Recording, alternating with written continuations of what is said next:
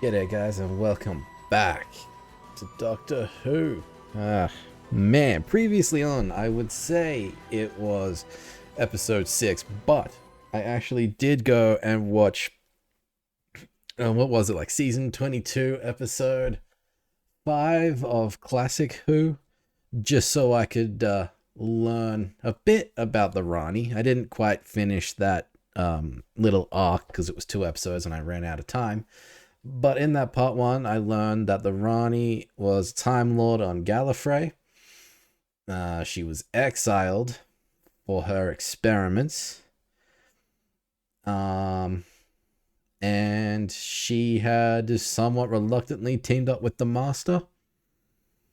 And again, I didn't finish that whole arc, so I don't know how that ended. I'm assuming the Doctor prevailed.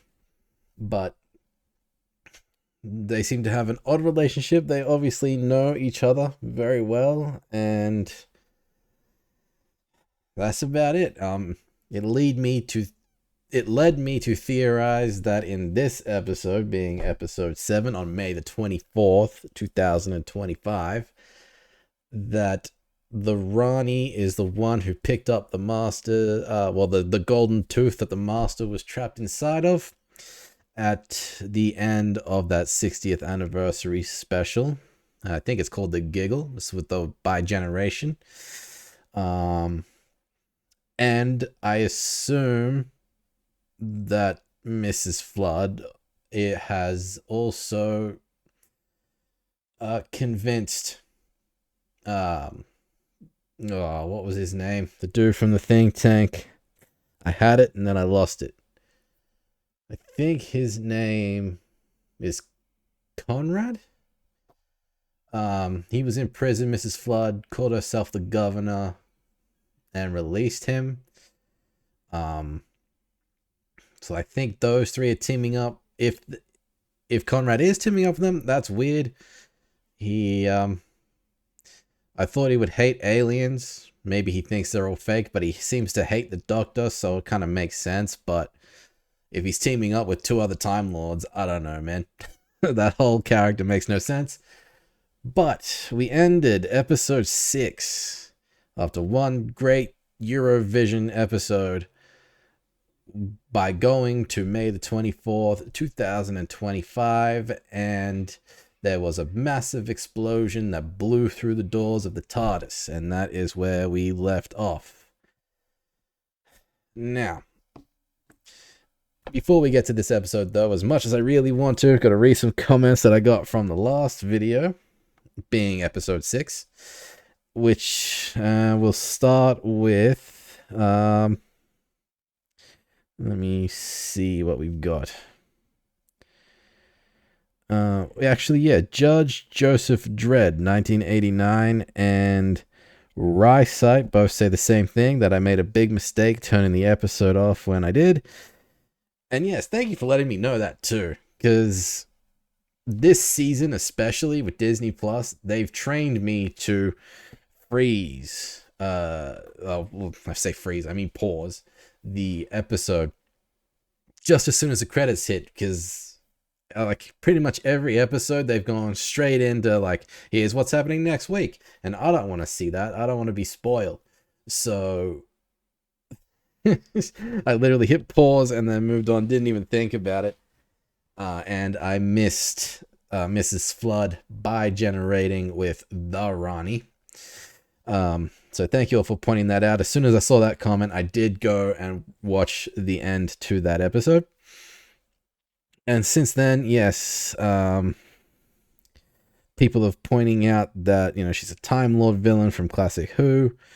From what I've seen, obviously I don't know her full story. I just know from that part 1 episode, which was her introduction, but I know a little bit later on, not too far away from that episode, it was probably the beginning of season 23 maybe, or around there. We end up on that planet, and I think she injures the Doctor to the point where he has to regenerate, and we get introduced to the 7th Doctor. Sylvester McCoy, is that his name? What's his name? Sylvester someone. Um, yeah, and I think they end up on that Mia Goria that was introduced in that part one that I watched. Continuing on with that story. Obviously, things happen after that as well. The Ranis appeared in like audio dramas and such, so there's a whole history there that I'm not fully aware of, and we probably might get caught up on some stuff in this episode too for people who don't know who the Rani is. Mia, thank you all for pointing that out. Clockmaster agrees with me, who hates post-credit scenes. Lewis Price says she's like the master, except she's more of a scientist, except with zero ethical boundaries. Yeah, I mean, in that part one, she was experimenting with the people on Mia Goria, but then the experiments are going wrong. They became too chaotic. She couldn't control them, so she came to Earth to experiment on the men in whatever village they were in. And the side effects of that experiment, she was extracting some chemical, and then she was able to somehow control them as well. But the side effect of the experiments in that was that the men would get angry and sort of go out of control, that kind of thing. And so the doctor has to put a stop to that. And like I said, I didn't finish that, so I don't know how it ends. But yeah, she seems very, very just I'd say frigid, but I guess it is just that cold scientific approach to everything. She definitely thinks that Time Lords are above humans and everything, kind of like the Master in a way. Yes.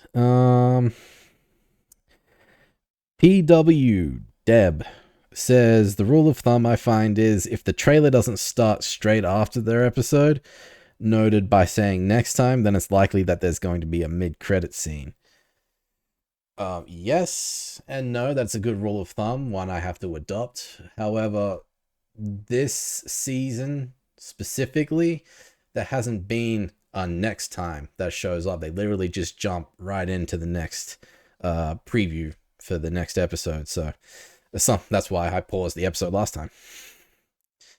Let's see. My sweet baby James says the corporation equals a villain god. I assume so. Every time that there's some unknown corporation, or there was the just the soldiers from the Well episode, they work for someone that we had no idea who. I assumed that was a villain god. They had VGs written everywhere in that, so I assume every kind of corporation that's unknown is villain god. Sydney Barrett 91 says, I was screaming so loud at the Susan cameo and even louder at the Mrs. Flood reveal because the Rani was my guess. Yeah, I assume that was Susan. I've since learned through TikTok, actually, that I'm pretty sure that the woman is the same actress from that season 1 character as well, same actress, fits the age too. And like, I haven't seen that. Like I said, I only saw it on TikTok. Classic Who's actually been showing up on my TikTok because my phone's listening to everything that I do. And there was a big monologue of the doctor saying goodbye to Susan and saying that she had to stay with someone. I forget his name, but he was standing at the back just kind of watching and listening. Yeah, it looks like the same actress, very, very similar. That she has the same haircut too, I think they gave her, so that was a little fun thing. And that was it. I mean, thank you all for the comments. I mean, the support I got from the last video. I mean, we're talking 1.5k views and 23 likes. I mean, y'all love some Doctor Who. I appreciate the love and support. keep them coming. I would like to hear everybody's comments and theories about the episode. I cannot wait to see what happens this one with the Earth has gone boom. So let's just get to episode 7, shall we? The penultimate episode for this season. And the full length starts in 3, 2, 1, and go. This isn't 2025, I'm assuming. Nope. Bavaria, 1865. We sent message to the village. We thought no one was coming. The Rani. But you are not the midwife. My name is Frau Rani. Am I too late? No. Just in time. For the baby. And Violet was in an awful lot of pain, but then a miracle. We were so lucky. But you were born lucky, isn't that what they say, Herr Zufall? The seventh son of a seventh son. That's a lucky number. With 7 sons of your own. 1, Damn. 2, 3, 4, 5, 6. So who's the 7th son of the 7th son of the 7th son? That's it. Hello. I think he needs a stronger name, like Sturm und Drang, yeah? I'm sorry. Sturm und Drang. What does that mean? Your wife is Violet. What the hell is this nonsense? That was such a cool effect, though, I'm not gonna lie. It's older than that, darling. Your child is the fountainhead of a power from beyond this universe. Boys, get out. All of you children, get out now. Run! That's right. From beyond the universe. It's the Pantheon. Waddle away. Ducks. Now then, mein Liebchen, let's get to work. We have things to do in 160 years' time. With one very special wish. A wish, you say?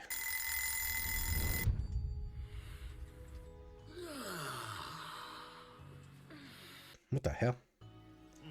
Morning, darling. Morning, sweetheart.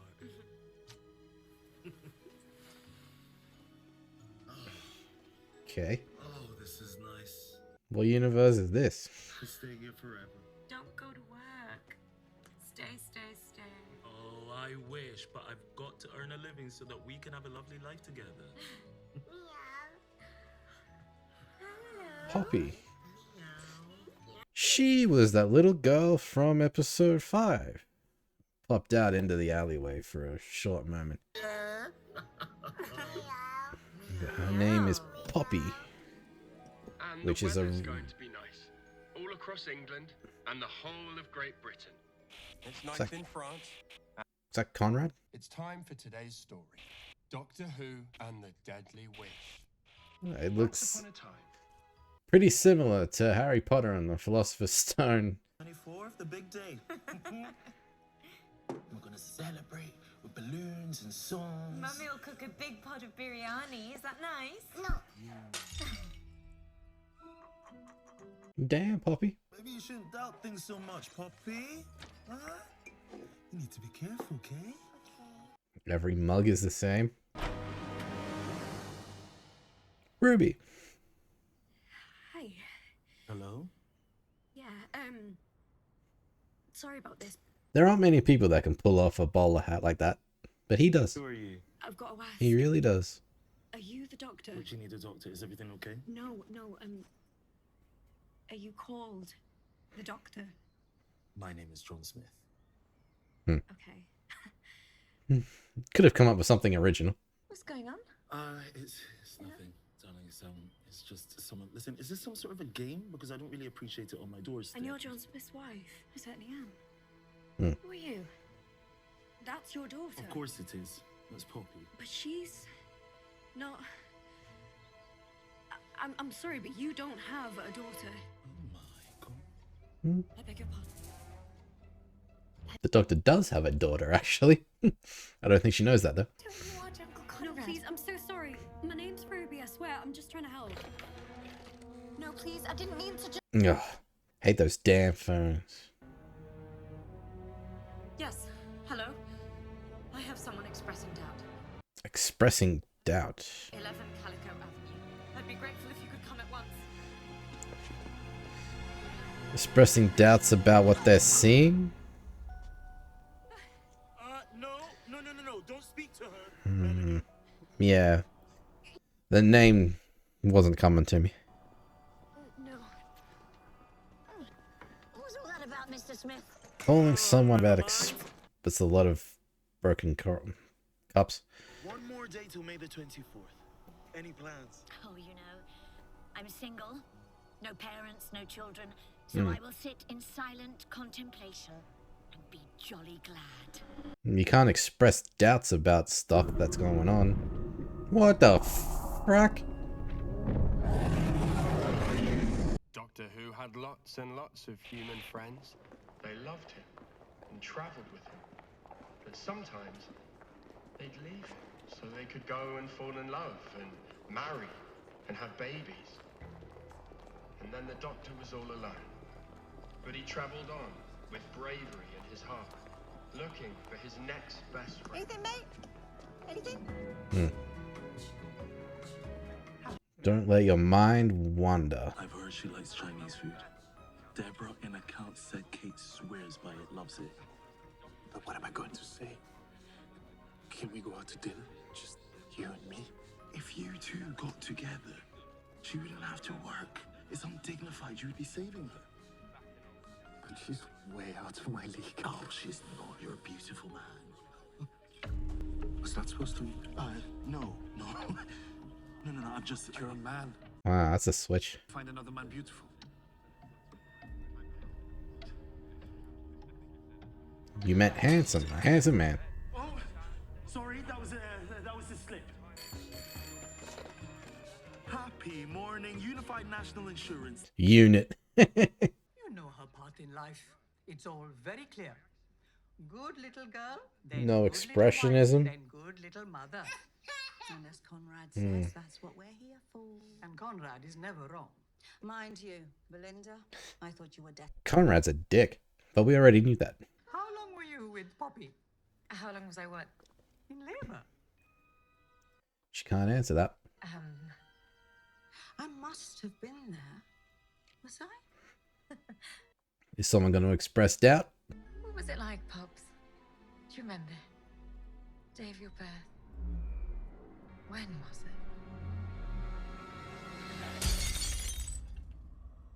A slip.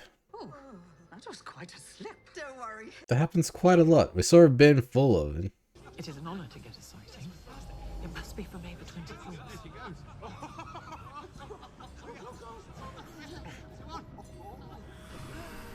She's so beautiful.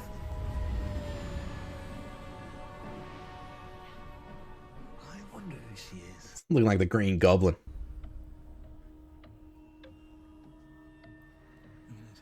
Yeah, you can't wonder. You wonder who she is? No. She just is. She just is. She is who she is, and that's all. This is messed up. But it does seem like that doubt's creeping in.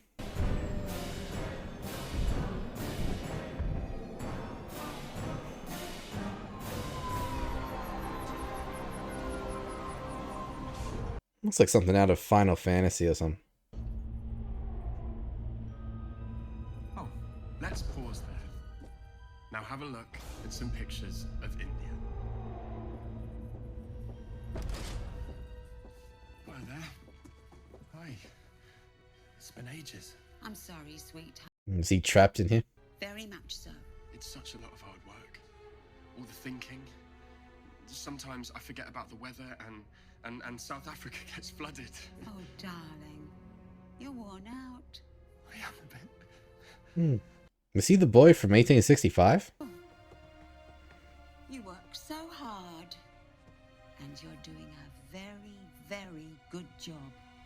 lie?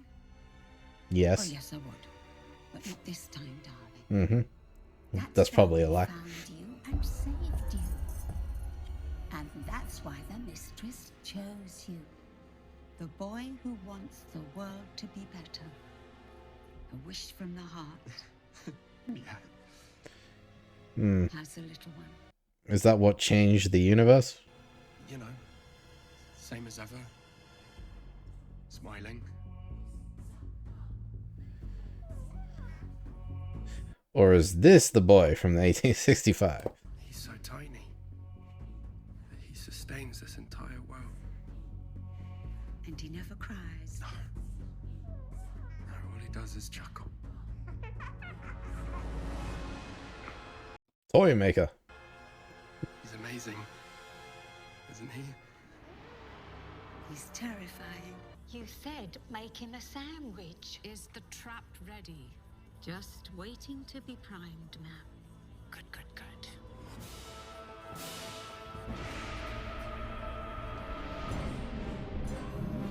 I don't know. I'm looking up Sturm und Drag, right? And it just means like storm and stress. It's a shame these little people have to die.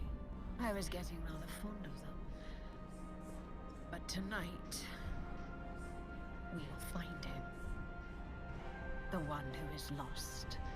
The one who is Then lost. the great work begins. So many questions. When Gallifrey was young, the Doctor and the Time Lady had been terrible enemies. They had fought for all sorts of irrelevant things. Ah, it's like glass? They could be great friends. If only Doctor Who knew how clever she was. So one day, she stepped It's weird, isn't it? Like they're there, but not there. Is that even possible? There, but not there. Between worlds. Sorry. I don't suppose you could spare us a couple of quid, could you? No. No, I shouldn't be talking to you. This isn't right.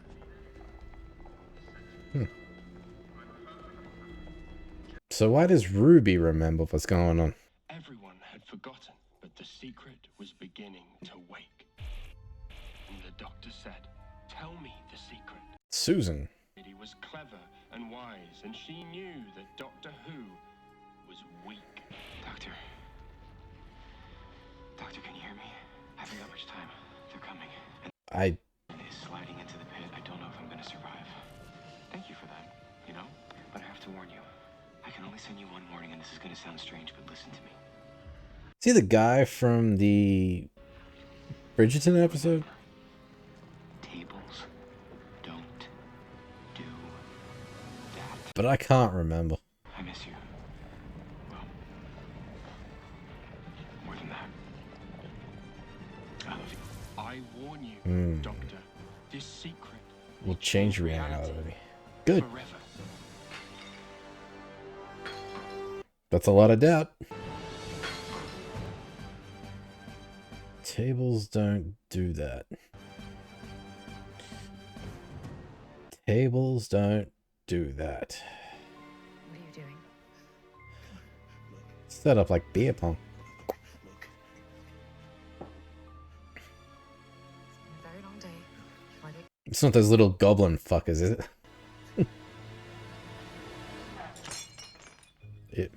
They fall through the table. That's how they break. So? That's a slip. That's what happens. It's a perception thing, isn't it? Hello? Son of a bitch. Sorry. Although this is what the Ronnie wants. Wants him to keep doubting. He's in there. No, I wasn't doubting anything. I just asked. I had a question. I had a good question. That's all. I am sorry. I got messed up. You ratted on your own husband. I'm really very sorry, Mrs. Smith, but I have a job to do. Mama, what are you doing here? There's a child asleep upstairs, and she's going to need someone with her in the morning. Take her. You get off me! Leave me alone! Mm-hmm. This is what happens. I'm so sorry. What, does she call it on her? Nice your husband. doubt because you've been expressing doubt yourself. Wow. You will step over the threshold. I don't know what you mean. What are these things? The male will step over first. Yeah, the drone guards. They were from last episode, yeah? You ever wonder deep down in both your hearts where your TARDIS is? TARDIS. Who are you? I want to ask. Please. I have a child at home. Her name is Poppy. And I promise we won't mention any of this ever. If you just let us go home, look after her.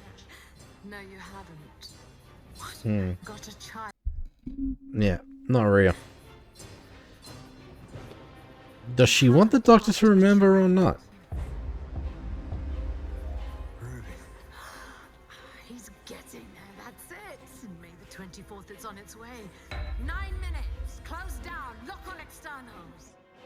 What's it doing? It's telling us the time, but I don't understand why that's so important. What's going on up there? Music. That looks cool. I'm so lost, it's not even funny, bro. We are the last Time Lord and the last Time Lady from the planet Gallifrey in the constellation of Castorberus. No.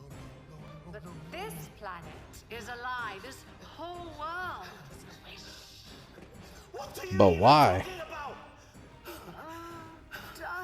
Darling, I know this is hard. Come, leave him alone. But he made so much of this happen. He stirred the gods, Belinda. He woke the most ancient of powers. Come and see. What, a T-Rex? It's the child, Doctor. You woke the Pantheon, and the most powerful god of all was born. Desiderium, the god of wishes. And he's Desiderium. All the world below is a world I have wished. We needed one more thing. Come on. Okay, so they destroyed the Doctor, his piece of crap universe. Or we'd be drowning in a universe of breast milk. So I needed to boost his powers with The Vindicator, that's what's the Vindicator. hands on the clock, yeah. Hidden in plain sight. Do you remember? Gotta say, great bit of tech. It To crisscrossed find the universe, creating a web of power to bring you back here. a web. Reference to another episode. Voiced blade and energy to the power of 5. Roughly the equivalent of A billion supernovas. remembering. So the Vindicator created a web of titanic power ready for me to use. Power great enough to amplify the Across wishes the of a god, universe. allowing Conrad to create an entire world. You cannot wish a whole world into existence. Exactly. It's full of mistakes and it cannot sustain itself. It's going to explode.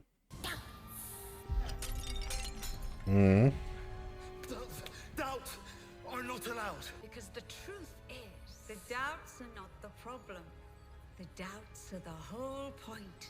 doubt Yeah. is such a beautiful thing. If you question hard enough, then doubt can crack open the world. You have enough doubts and boom. I need to tell you everything so that your doubt becomes all-consuming. If ordinary doubt cracks open the world, then a Time Lord's doubt rips open the structure of reality itself. Okay. Come and see. Tears a hole in reality. Damn. That is not real. It can't be. That is not real. It's falling into itself. Falling through itself.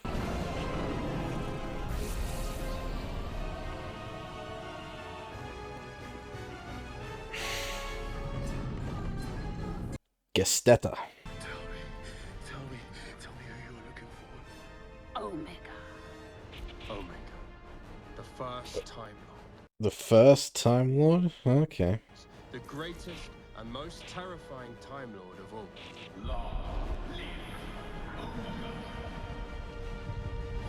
The first Time Lord.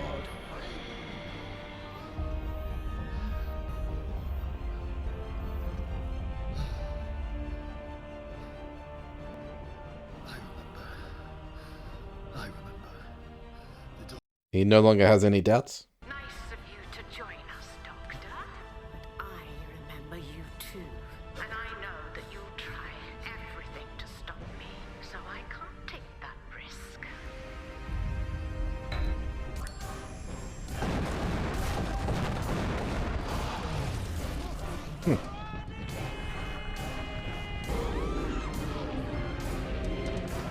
No, not the dinosaur thingies.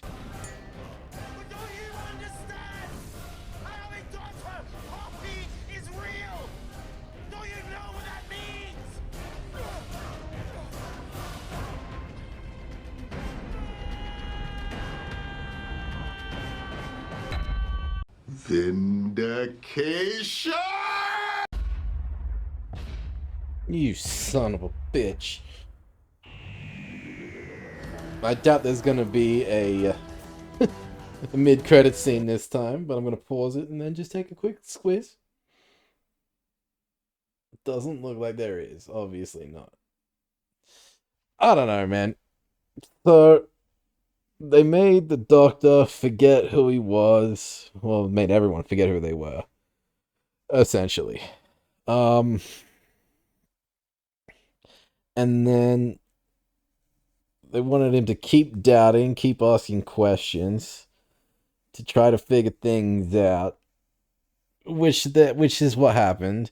And then at the very end there, he remembers who he was just so he can see the world kind of tear itself apart. Pretty evil plan on the Rani's part. I don't know, man.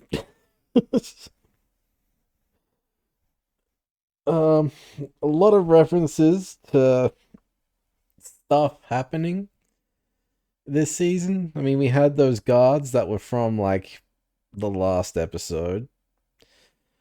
Same as Poppy, really. Just the name, at least. We had that one dude from the Bridgerton episode last season show up. Man, I need to look up Desiderium. Because somehow, yeah, let's even think about that one for a second, too, before I look up its meaning. So somehow the Doctor waking the Pantheon, or not even just waking, just taking down the Pantheon one after the other,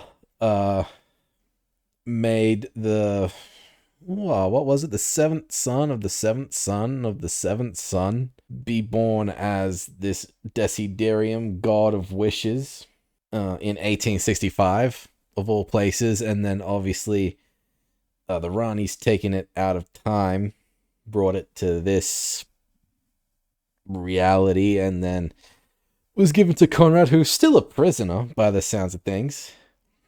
And because, and you know, he hates the Doctor, and he caused this universe where people have, I don't know, you can't have doubts, you can't express yourself. And by the sounds of things, you can't even be a woman. You can't be disabled. Everything has to be, well, I guess the way he he wants it, man. Conrad's just a dick.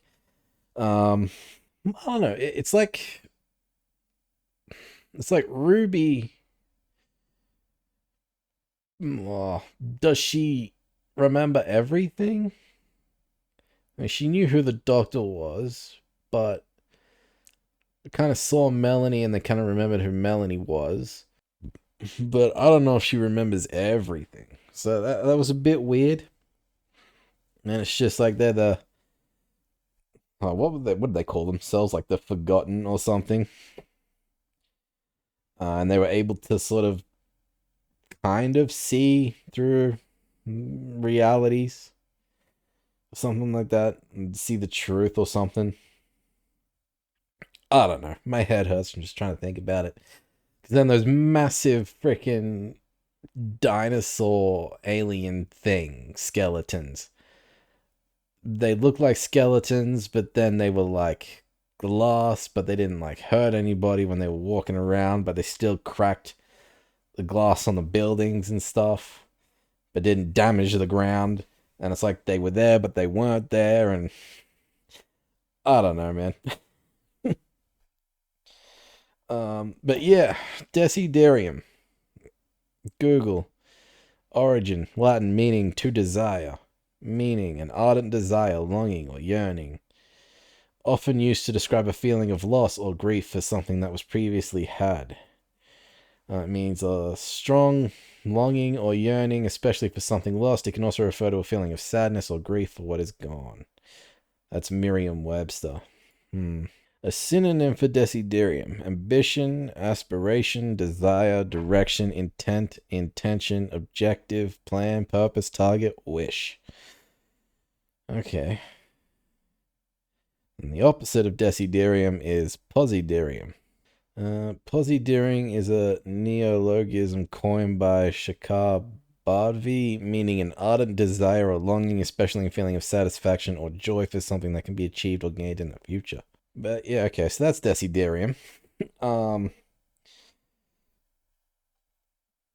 What else did I want to look up? Oh yeah, just quickly. Jean-Jacques Rousseau, Genevan philosopher. His political philosophy influenced the progress in the Age of Enlightenment throughout Europe, as well as aspects of the French Revolution and the development of modern political, economic, and educational thought. Rousseau claimed that everyone was born free and equal, but societies imposed a sense of ownership over resources and divisions of labor, which caused conflict and social injustice. Yeah. His name came up maybe when I was looking up desiderium, maybe? His name came up somehow, and I wrote it down, but I've already forgotten the context. Oh, no. It didn't come up with that. It came up with Sturm und Drang. Let me just re-Google that one, because I did talk about that kind of in the reaction. Yeah, Sturm und Drang, which translates to storm and stress in English, was a proto-romantic movement in German literature and music that emerged in the late 1760s and early 1780s. It was a reaction against the Enlightenment's emphasis on reason and order, prioritizing intense emotion, individual subjectivity, and a rejection of established norms. Yeah, it literally just means storm and stress. But Jean-Jacques Rousseau names came up somewhere.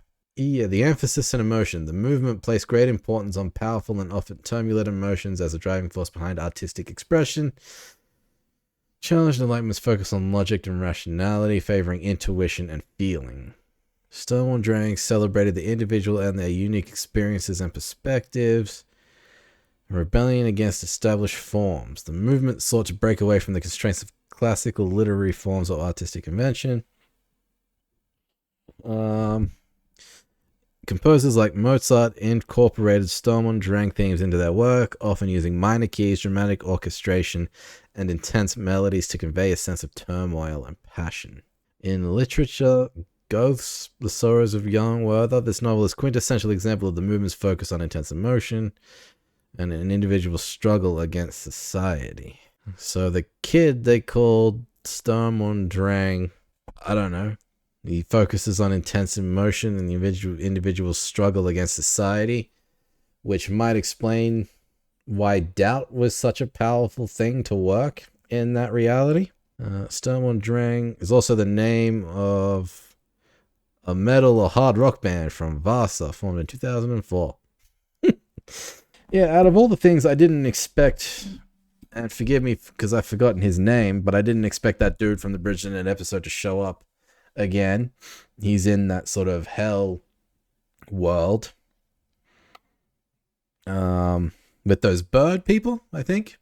For some reason, he was able to break through. We also saw Susan show up very briefly as well. And Conrad's in a weird position because he hates the Doctor and he's willing to go along with it, but he still seems to be a prisoner. Like, I don't know, man. I don't know what to make of that. And you know what? There was something else, just quickly. It was the name of a building. It's probably nothing, but actually it is something. Okay, it was the building that we saw collapsing that had Gesteta written on the side. And we saw it collapse. They really did focus on it. You know what? Let me see if I can actually find that building as it was falling. Actually, even before that, do you reckon that's the same taxi we saw in space at the end of the first episode? Yeah, right here. Okay, yeah, Gesteta. Googling that, it goes straight to TARDIS wikis. The first thing that pops up, it's from the Well episode. That's episode 3 of this season.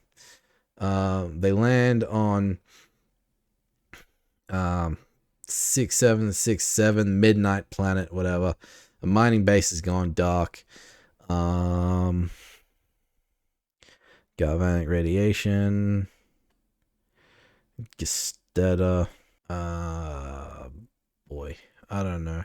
It had it in like that little description underneath the link. But what did it say? Let's just go to that. Colony Base 15 was run by Gesteta. It's the mining colony on planet 6767 on Midnight. We were extracting carbon-46. And yeah, Colony Base 15 is run by Gesteta. Gesteta Mining. They're the ones who built the well. They're the ones who are running everything. That's literally everything that just pops up from Gesteta. I just want to... Yeah. Stripping layer. It was run by Gesteta. 35 colonists were stationed there. They went missing. So they're the corporation. Not Villain Guard, although there could be some crossover. Okay, well that answers that question. Yeah. So that's cool. It's something I caught. It was random that they focused on that building falling, and then they really focused on the name on the side of the building for a short minute. But it was just something I thought that was worth noting, and it turns out I was correct. And you know, I'm gonna have to Google Omega just because. Has there been any mention?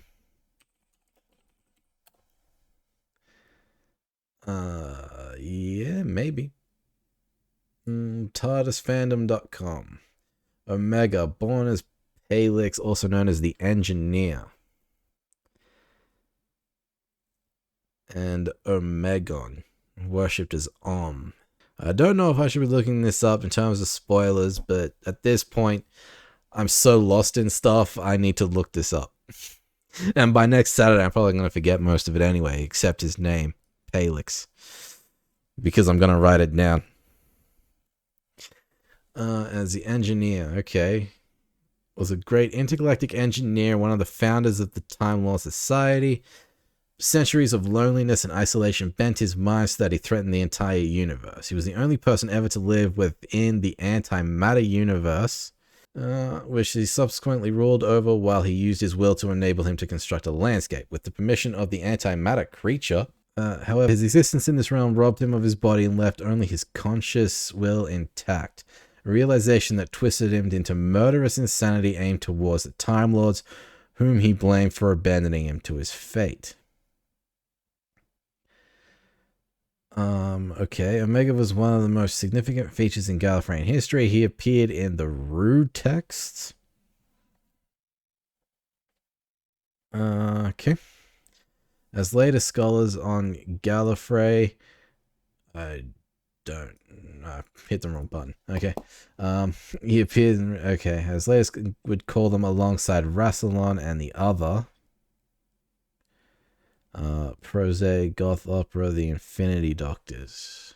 Becoming Omega. Omega, whose original name was Palix and Rassilon, were born in an era of Gallifrey's history when the Gallifreyan civilization was turned outwards, perfecting more advanced forms of interstellar travel to guide the development of less advanced cultures and set themselves up as gods. Rassilon and Omega were among the only Gallifreyans who gave much thought to the future and destiny of Gallifrey. He was also known by the name The Engineer. Okay, I mean, we saw the seal of Rassilon. It's pretty prevalent amongst... It looks like the sand timer thing. That's pretty prevalent on Gallifrey, but no real mention of Omega. And that's probably because he went bad, I guess. He once referred to Rassilon as his cousin, a term used to describe a Gallifreyan of the same great house. Palix was left with the nickname Omega after he received the Omega grade. Okay, which is the lowest mark possible for an essay he had written that explored the possibilities of increasing the Gallifreyan power by exploding a star and harnessing the resulting energy for time travel. Okay, so he received the lowest, and that's why he's called Omega, because he received an Omega grade. Jesus. Okay. Where am I? His teacher, Luvis, saw the plan as madness and pure idiocy and made Omega the first person ever to receive the grade. Rassilon argued the new nickname gave Omega a reputation and made him known to the public. Which is true. It's pretty much a slap in the face. And they became solar engineers, respected class of scientists. Rassilon dreamed of immortality. Omega, believing immortality to be impossible, turned him over to the prospect of developing time travel, which is where the TARDIS comes in. In spite of the Omega grade he received on his paper about the subject, they worked on the project for several years until they developed the final form of the plan to detonate a black hole, funnel its power back to Gallifrey, which they presented before the Gallifreyan Council. They were initially dismissive, but Toussaint's cat spoke out in favor of the two engineers and they received the funding they needed. Okay, Omega. Wait. According to one of Omega's unreliable memories, at a time when he still wanted to be known by his birth name Palix, Omega and Rassilon were only able to begin their experiments after Rassilon led a revolution to secure power on Gallifrey. Although Omega pleaded for Rassilon to stop it, his friend argued that it was the only way to remove those who opposed their progress. Afterward, Rassilon became a politician while Omega carried on as a scientist. According to another account, they were both already members of the High Council when they carried out their experiments. Rose, a brief history of the Time Lords. The 11th Doctor later recounted that Rassilon had been Omega's boss, and that comes from a comic called The Lost Dimension. By the time of his final experiment and death, Omega had married a Gallifreyan known as Patience. He wrote about the mysteries of the Tantalus Eye, Engines of War, the Infinity Doctors. I mean, there is a lot here, and I could keep going, but I don't think I will. Granted, I have no idea which version of Omega we're going to see. And again, there's lots of audio dramas and stuff and comic books being mentioned that I've never read or listened to or anything like that, so all this stuff's kind of going over my head. I mean, we got mentions like the 5th Doctor, 11th Doctor, but there's so much lore regarding it. And now he's back. But I mean, one of them was obviously working on immortality, which is where the, I guess the time energy comes in for the regenerations and the bi-generations, and then the time travels, obviously the TARDIS. I never even heard of any of these, you know what I mean? Like, I love modern Doctor Who, but I don't love it this much to really deep dive into everything. But so there's definitely something I'm missing in terms of all of this. Like, here he is facing the 6th Doctor.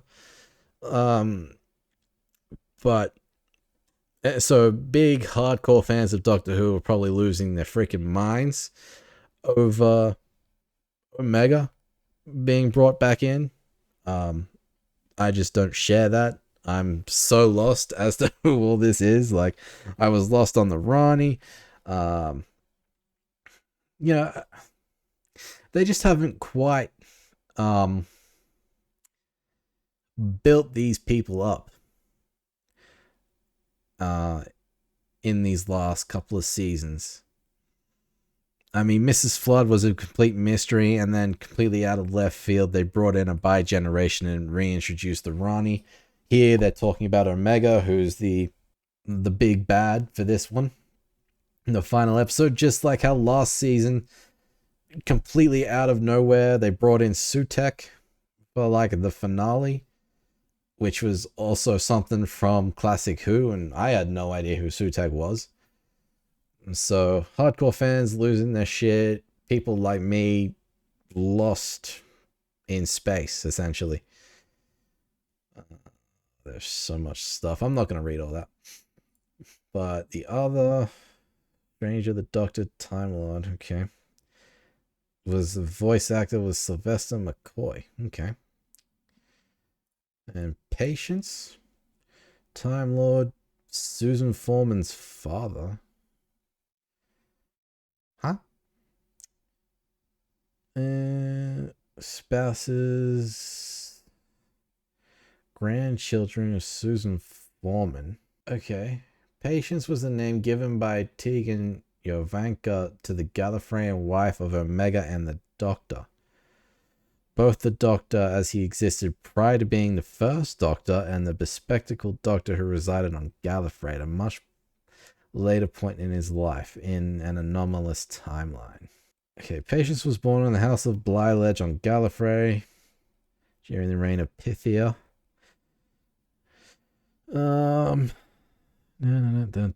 She was married to Omega and became widowed when he disappeared after causing Cadba to go supernova. I'm assuming that's a sun or something, or a black hole. She became some version of the Doctor's nurse and tutor as she had been his father's and grandfather's. Despite Pythia's curse, Patience wanted to have a child. She sought out experts all over the capital.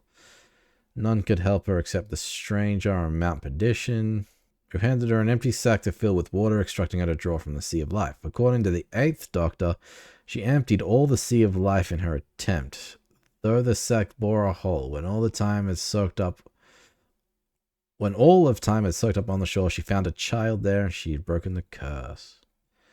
Her husband, one of the first to explore the time vortex, married her upon his return to Gallifrey. Together they had 13 children. The eldest child together would become Susan Foreman's father. And since Susan Foreman is the Doctor's granddaughter, what is the name of the father? Rather than a teacher at Coal Hill School, Susan told Barbara she hadn't seen her mother and father in a long time. And as many of these early accounts, both the Doctor and Susan were human. This meant, according to one account, Susan's father was a Time Lord of the first rank and a Cardinal. Was the eldest of 13 children of the Doctor and Patience. The other was Susan's grandfather instead of the Doctor. I mean, I don't know, man. It goes on, but there's connections here that I don't think they'd even go into. Alright, so we got a little bit on Omega there. He's one of the founders of Gallifrey. Palix is his real name. It's probably a spoiler I shouldn't know until the finale, but it is what it is. Like I said, there's quite a bit to go into. I don't know how much they're going to bring forward with that being next episode, and considering yeah, I don't know.